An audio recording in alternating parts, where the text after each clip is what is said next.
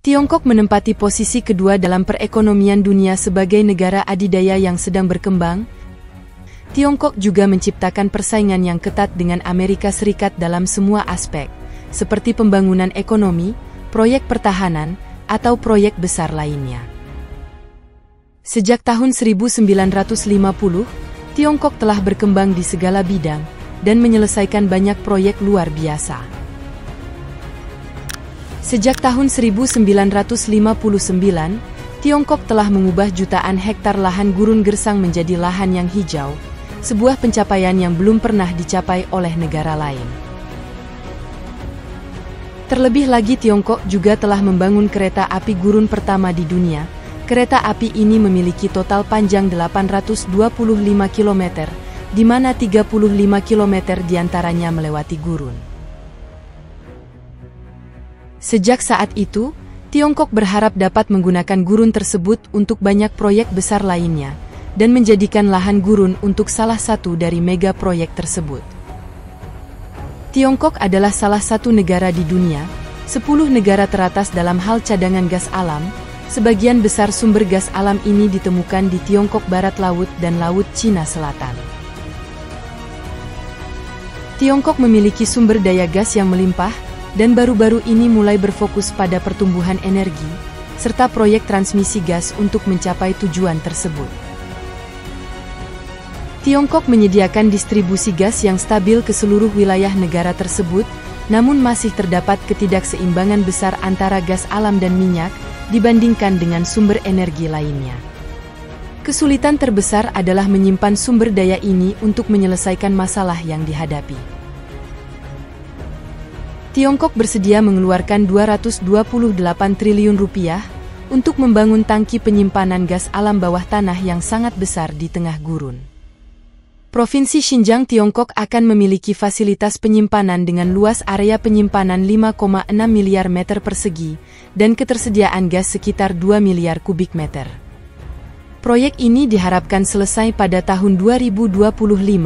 Banyak ahli yang percaya bahwa proyek ini tidak akan berhasil, karena kesulitan terbesar bagi para insinyur yang mengerjakan proyek ini adalah kondisi yang sangat kering dan medan yang tidak stabil. Jika Tiongkok berhasil membangun proyek ini, maka hal tersebut akan menjadi pencapaian besar bagi infrastruktur dan masyarakat di sekitarnya. Dunia akan mengagumi Tiongkok jika berhasil menyelesaikan proyek ini, dan juga akan secara drastis meningkatkan kondisi kehidupan masyarakat di Tiongkok bagian barat. Berbicara tentang ketidakmungkinan, proyek penyimpanan gas besar-besaran ini bukanlah satu-satunya yang sedang dikerjakan oleh Tiongkok, karena kita semua tahu bahwa Tiongkok dan Taiwan bertetangga dengan negara-negara lain. Tiongkok juga memiliki beberapa rencana yang lebih besar untuk mengatasi kekurangan pariwisata negaranya. Karenanya Tiongkok ingin membangun jalur kereta api bawah air untuk melewati jalur lurus dan menghubungkannya ke Taiwan.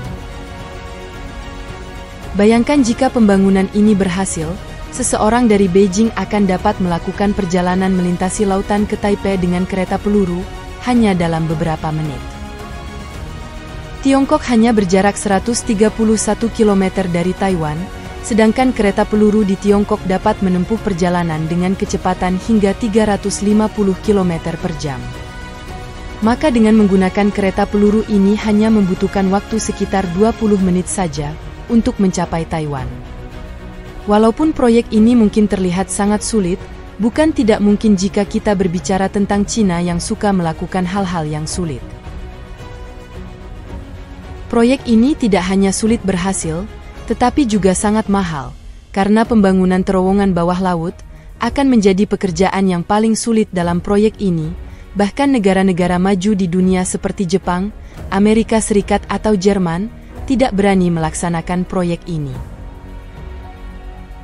Tiongkok telah menghabiskan miliaran dolar untuk membangun jaringan kereta api ini, karena Tiongkok berpikir bahwa membangun jalan dan kereta api yang canggih dan terhubung dengan baik adalah langkah pertama untuk menjadi kaya. Jelas sekali bahwa Tiongkok benar, saat ini, jaringan kereta peluru Tiongkok telah menjadi salah satu yang tercanggih di dunia. Terlebih lagi, Tiongkok kini bersaing dengan Jerman dan Jepang, untuk membangun sistem kereta api tersebut di negara lain di seluruh dunia, termasuk Rusia, Arab Saudi, Indonesia, dan Afrika. Kereta berkecepatan tinggi pertama Tiongkok adalah 160 km per jam, dan kereta berkecepatan tinggi terpanjang di dunia juga mulai beroperasi di Tiongkok pada tahun 2012. Setelah itu Tiongkok memulai upaya untuk menghubungkan setiap kota di negara tersebut menggunakan kereta berkecepatan tinggi. Biaya rata-rata 1 km rel berkecepatan tinggi ini menelan biaya hampir 1,8 triliun rupiah. Tiongkok telah menyelesaikan 40.000 km jalur kereta api dan 35.000 km lainnya sedang dibangun. Kecepatan kereta berkecepatan tinggi ini juga telah diperbarui dari kecepatan semula 160 km per jam menjadi 350 km per jam. Setelah menghubungkan sebagian besar kotanya melalui kereta berkecepatan tinggi ini, Tiongkok bermaksud untuk terhubung ke Taiwan dengan salah satu kereta berkecepatan tinggi yang akan melintasi lautan melalui terowongan bawah air dan mencapai Taiwan dalam waktu 20 menit. Untuk mencapai hal ini memerlukan pemahaman mendalam tentang rekayasa teknologi dan struktur yang dapat membantu melintasi perairan panjang, dan sejauh ini, belum ada negara di dunia yang berhasil melakukannya.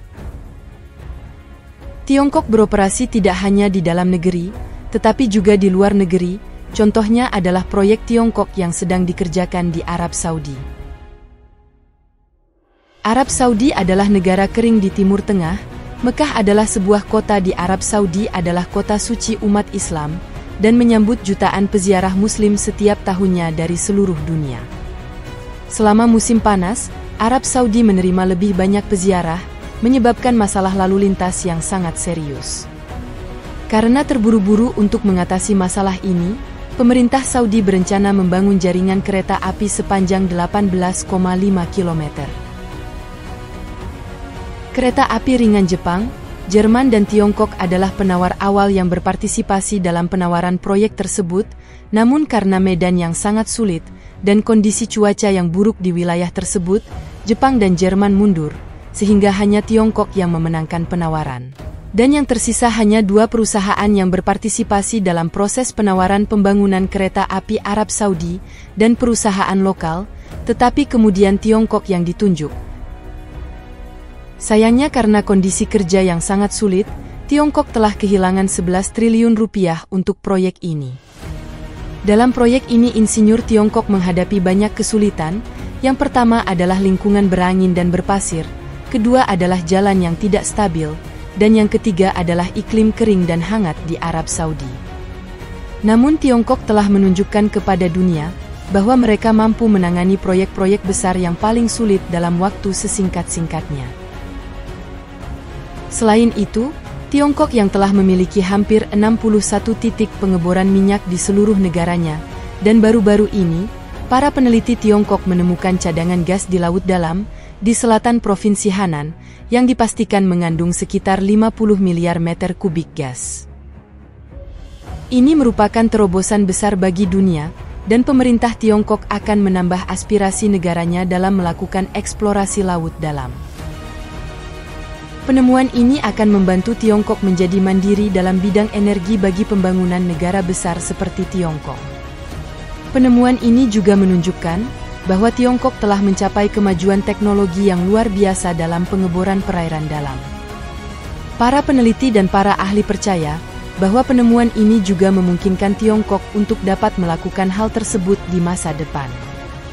Menurut laporan, cadangan yang baru ditemukan ini tidak hanya akan membantu memberi listrik pada populasi yang ada, tetapi juga memastikan pasokan energi Tiongkok akan stabil di masa depan, karena harga minyak dan gas meningkat setiap hari secara dunia. Apa pendapat Anda tentang proyek ini? Beritahu kami di bagian komentar di bawah, dan jika Anda menikmati video ini dan menganggapnya informatif, silahkan klik tombol suka dan berlangganan.